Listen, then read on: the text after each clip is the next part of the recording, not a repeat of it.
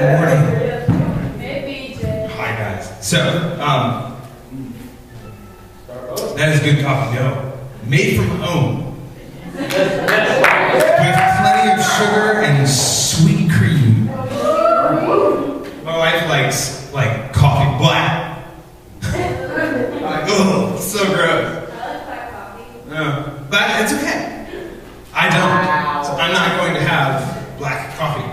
I'm going to have coffee with sugar and with cream that is sweet. Like this one, I think is like vanilla or hazelnut or something. It's just special. Okay, so a bit about me. You know, I should have put these pictures up on the PowerPoint, but I didn't. So let me just pull up a picture of. Here we go. This is me and my son Ian. That's Ian flying up in the air there. He's 13 months old. He's walking now. There you go. That's him smiling at the camera as he has no fear of heights, which is a good thing, I guess, for now. But one day it won't be good because he's going to jump up on that. Hey, Dad, check me out! And like do a head plant or something. Yeah.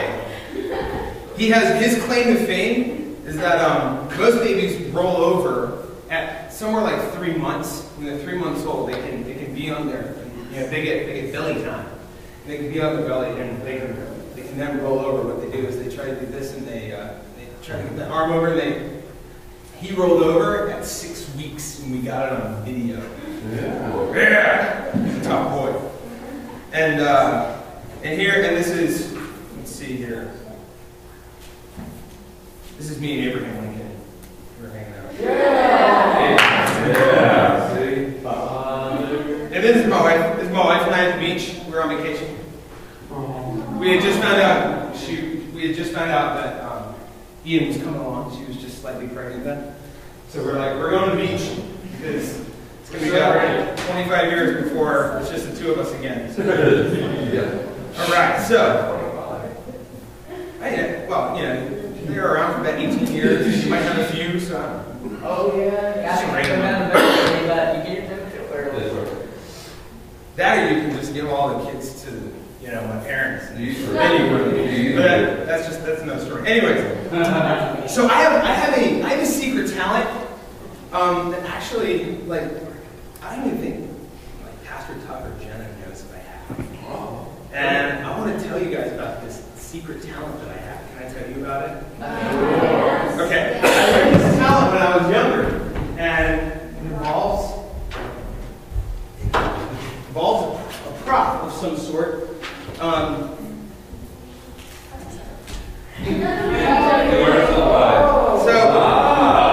this is something I used to do, and there's a lot of people who know how to juggle, and juggling is a very mathematical thing. You think about it mathematically, and it is an art. My brother and I used to do this. So, I learned how to juggle, and I learned how to do tricks. You know, you can like go under the arm, go under the leg, you go head back, and you can do different tricks where you twist your arms around. Like this trick is called Mills Mess. You ready? Here's Mills Mess. I can do it. Look, there it is.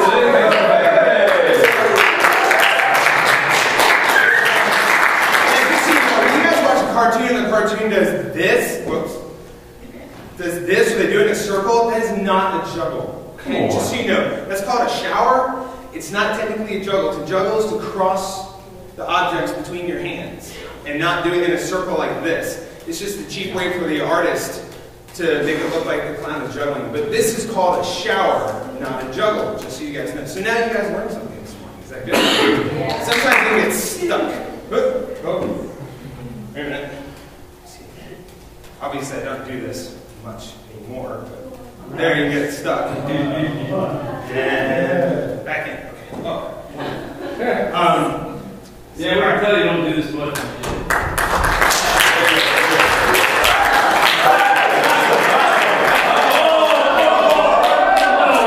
We're not done yet. All right. I have 4 now. Let's see what I can do. You guys ready? Okay. Look at that.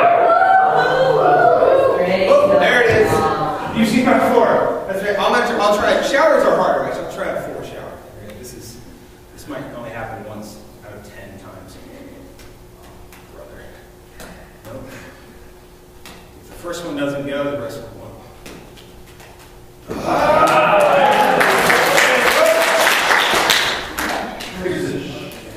There we go. There you go.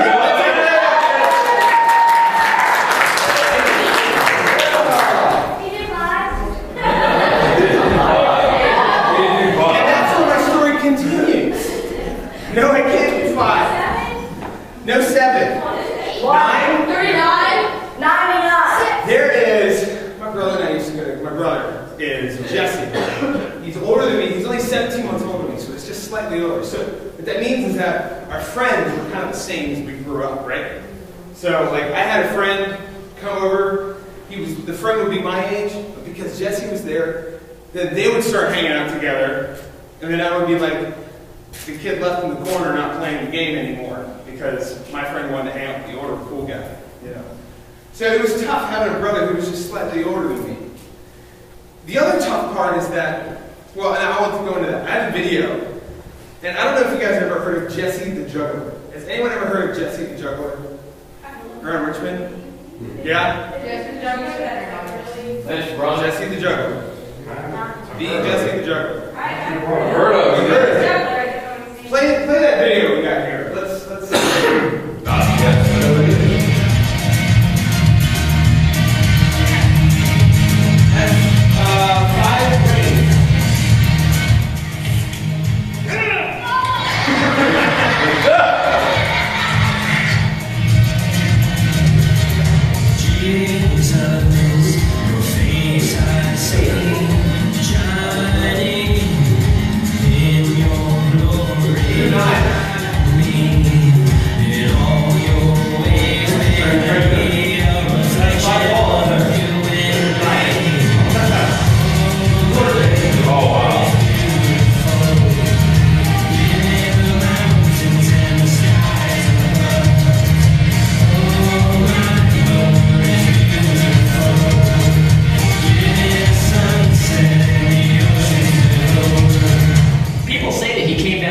from the dead. You know, that he came to life. But I don't know about you guys, but I mean, things just don't rise up on their own, do they?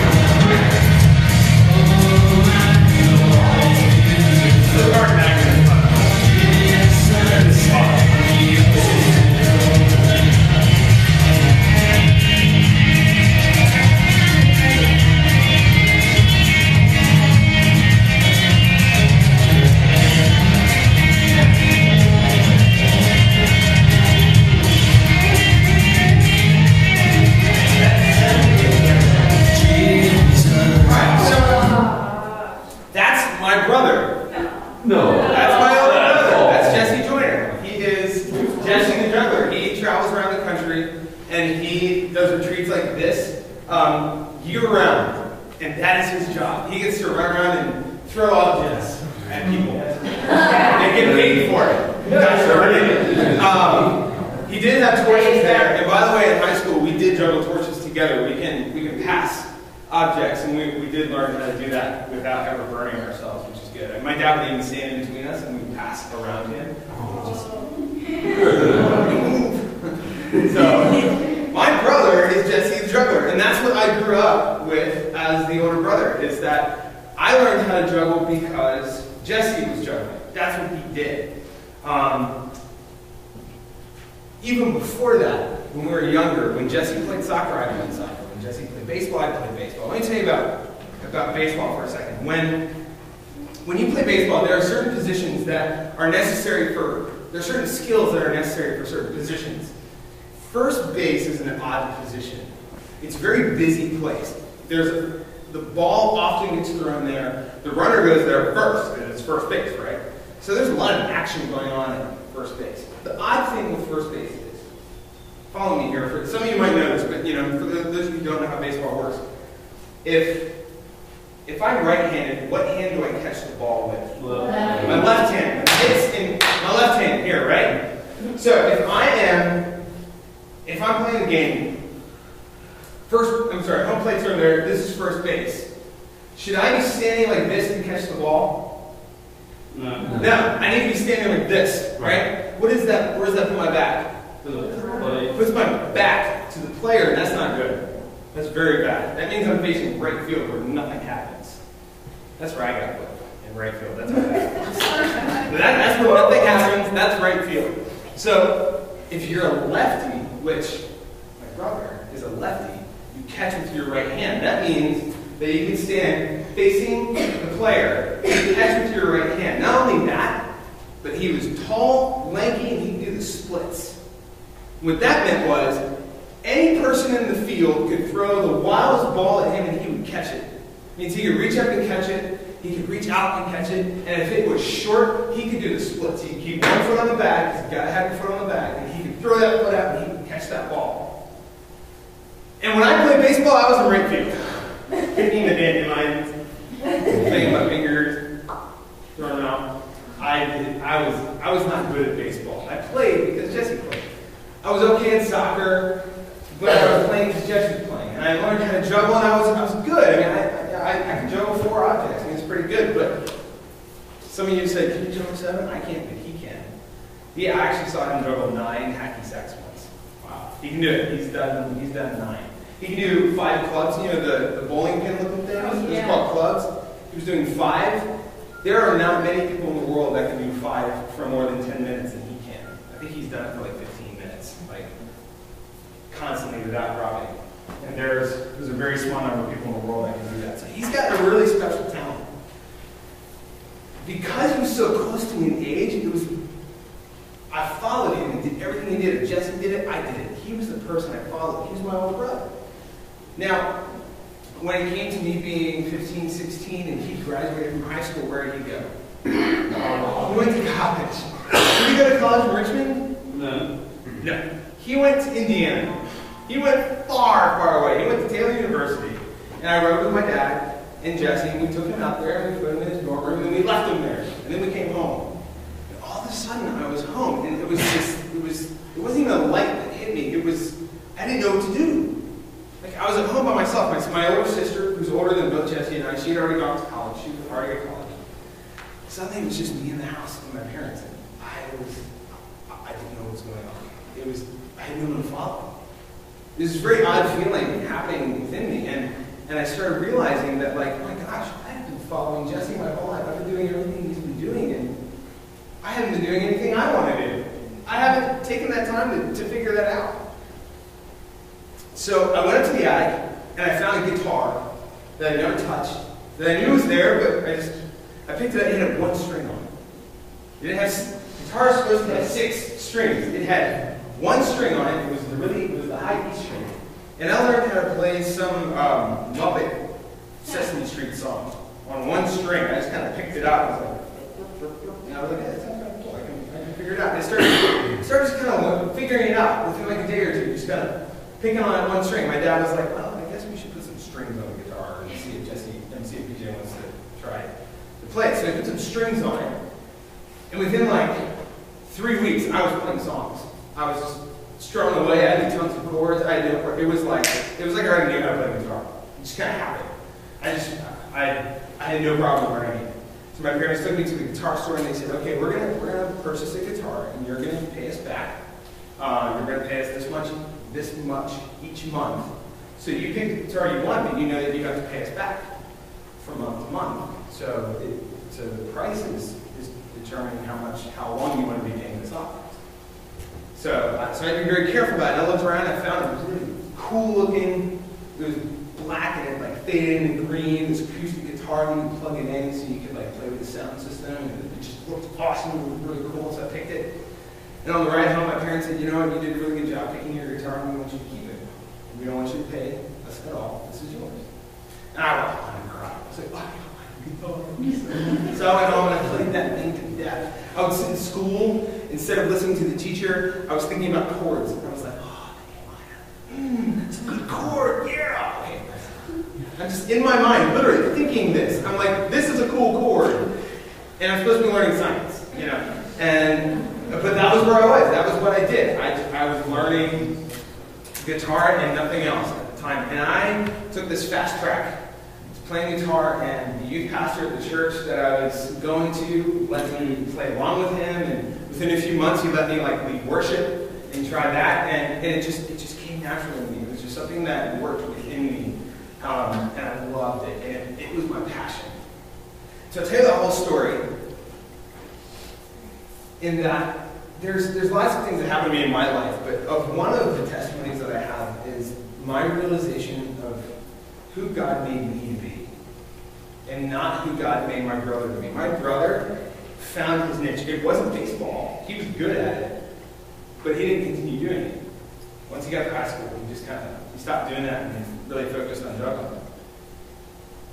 And for me, I had to have my brother leave and go to college for me to stop and look and see what God had set up for me. So let's read a story here. This is Luke 19.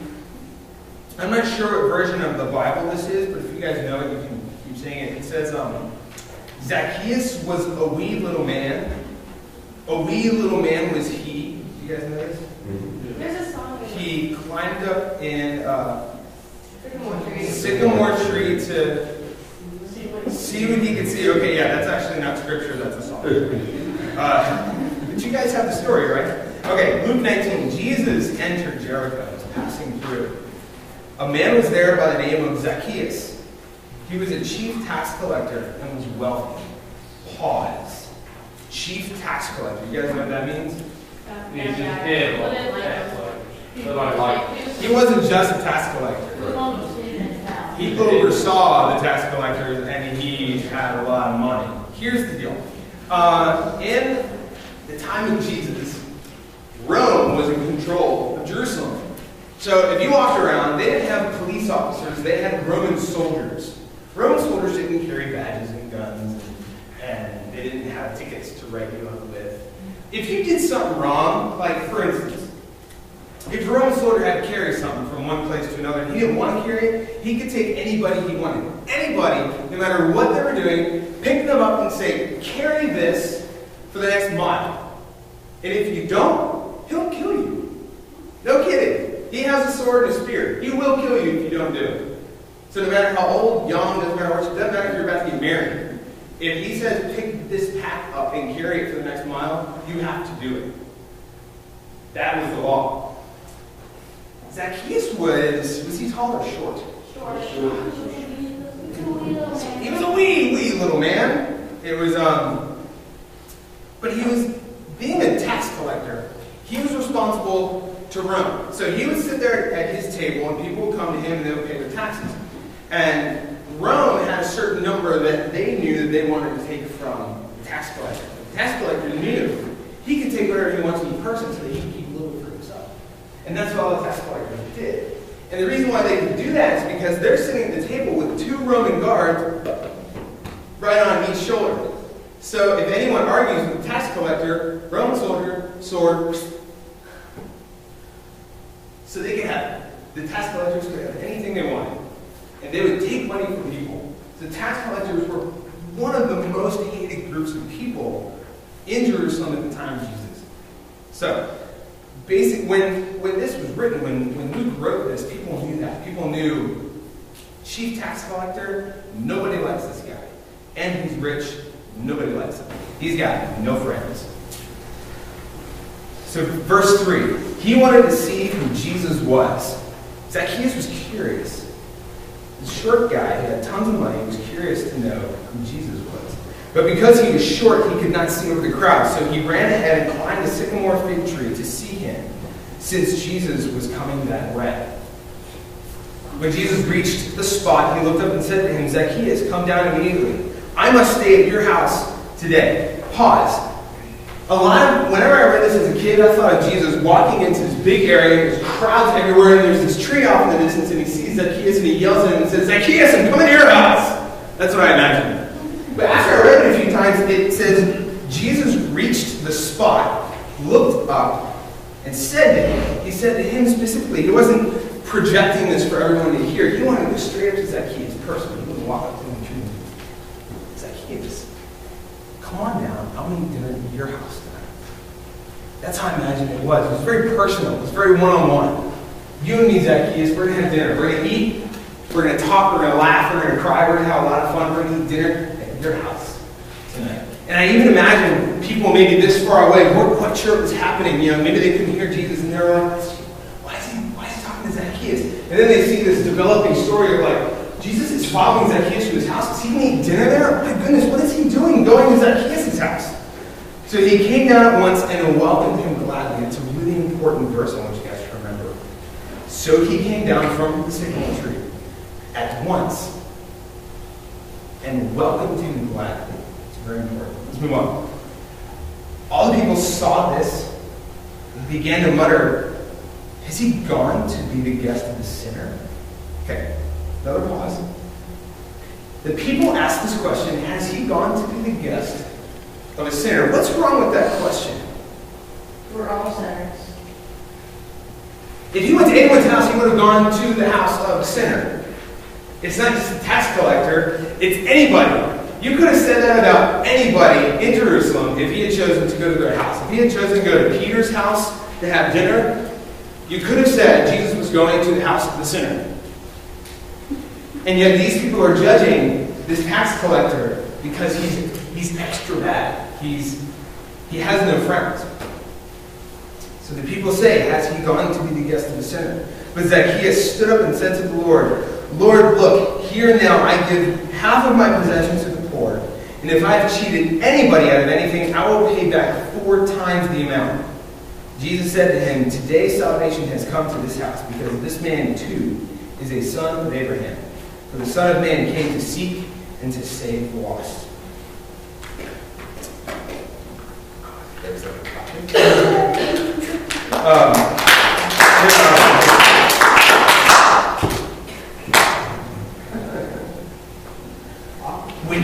When I first read this, and when I was younger, I would look at it and go, I thought that Zacchaeus was saved because he gave his money, and that he not just gave money back that he stole, but he returned it 4 times. Anyone that I cheated, I'm going to return it 4 times.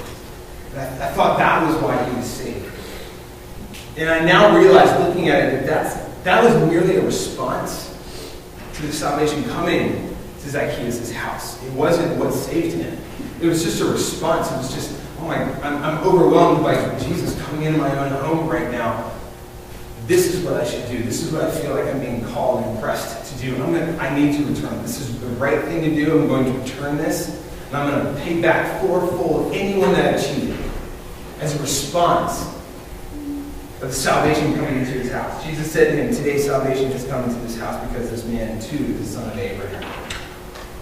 And he wanted Zacchaeus to hear. He says, Zacchaeus, I know people don't like you. I know that people hate you for being a tax collector. I know you and I love you, and you are my son, and you are important to me. That's what Jesus wanted to convey to Zacchaeus. What I wanted you guys to remember was, so he came down at once and welcomed him gladly. Zacchaeus didn't go after Jesus and say, Jesus, come to my house, and try to get him to come. Jesus went to Zacchaeus and said, I'm going to eat in your house. And Zacchaeus said, I welcome you. And that's how Jesus comes to us all the time. Jesus comes to us and says, I want to eat at your house. And then we have the opportunity to say, Jesus, I welcome you into my life. I welcome you in. And I accept this. I accept you coming in. So Zacchaeus was welcoming salvation into his home. Jesus said, today salvation has come to this house. Jesus has come to this house. We all have a very specific purpose. And for so long, I looked at my brother and thought, my brother's got it. My friends like my brother better than me. That bummed me out when I was a kid. I hated that.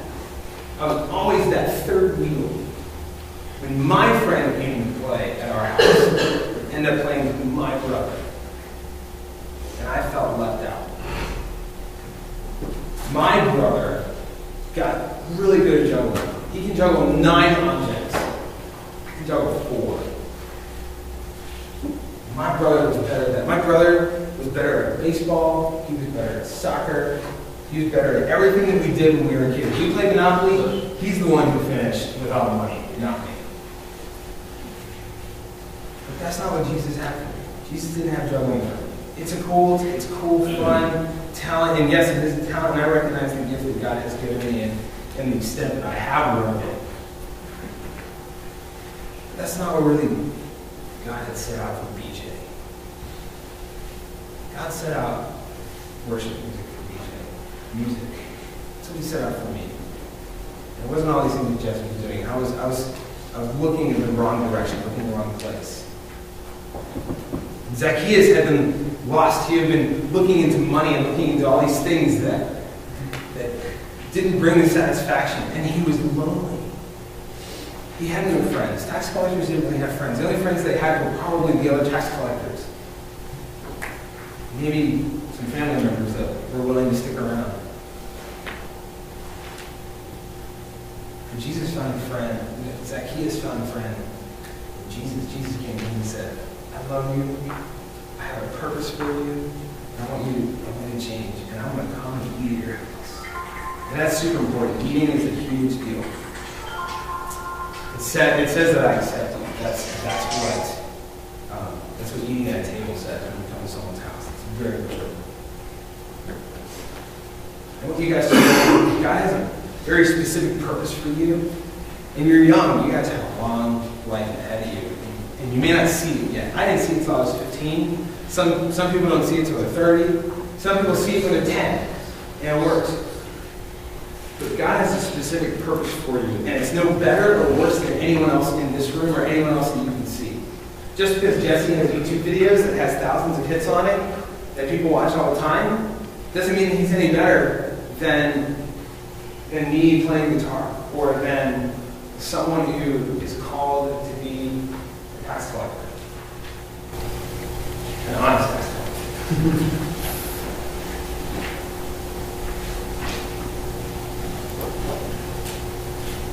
Take time in your life to focus on God and to focus on what He has for you and not look at other people and say, oh, yeah, I want that.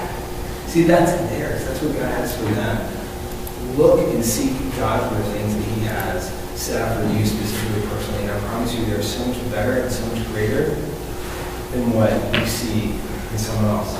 Because that was fit and made for their life and their mold. And God has an even better fit for you. It took me a while to see that. I want you guys to stop and as you go through your life, think of those things. Think about, is this what God has for me? Is this what God wants for me? Would you guys bow your heads? God, you are so good. Thank you that you have come to us and you call us personally, that we can have a personal relationship with you, that we can know you. And I thank you that you've taken the time to orchestrate and to weave a story for each of us, a purpose for each of us, something for us to do in this life that glorifies you and glorifies your kingdom.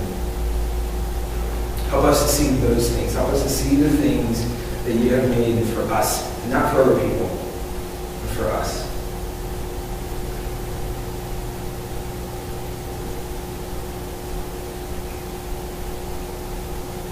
You are so great, you're so good, and your faithfulness endures forever. And I give you praise for this opportunity to look at your word and to tell the story that you've